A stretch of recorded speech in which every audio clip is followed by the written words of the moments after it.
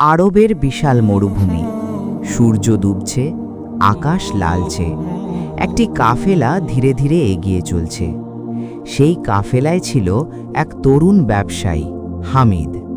হামিদ সৎ, পরিশ্রমী, কিন্তু খুব গরিব। তার মা বলতেন, বাবা, মানুষের বিশ্বাসই সবচেয়ে বড় সম্পদ। একদিন কাফেলা থামল বিশ্রামের জন্য। হামিদ হাঁটতে হাঁটতে বালুর ওপর একটি চামড়ার থলি পেল। খুলে দেখে ভর্তি সোনার মুদ্রা। তার মনে লোভ জাগল, এগুলো নিলে তো আমার দারিদ্র্য দূর হবে। কিন্তু সাথে সাথে মায়ের কথা মনে পড়ল। রাতে গ্রামের ছোট মসজিদে গিয়ে হামিদ ঘোষণা দিল, কেউ কি সোনার থলি হারিয়েছেন? এক বৃদ্ধ কাঁপা কণ্ঠে বললেন, হ্যাঁ, ওটা আমার জীবনের সঞ্চয়। হামিদ থলিটি তার হাতে তুলে দিল। বৃদ্ধের চোখে পানি।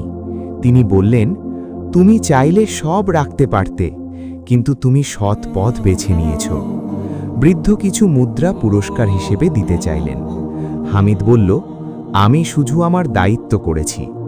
বৃদ্ধ দোয়া করলেন, আল্লাহ তোমার রিজিক বাড়িয়ে দিন। কিছুদিনের মধ্যেই হামিদের ব্যবসা সফল হয়ে উঠল। শিক্ষা: সততা কখনো হারায় না। লোভ সাময়িক লাভ দেয়, কিন্তু বিশ্বাস চিরস্থায়ী সম্মান দেয়।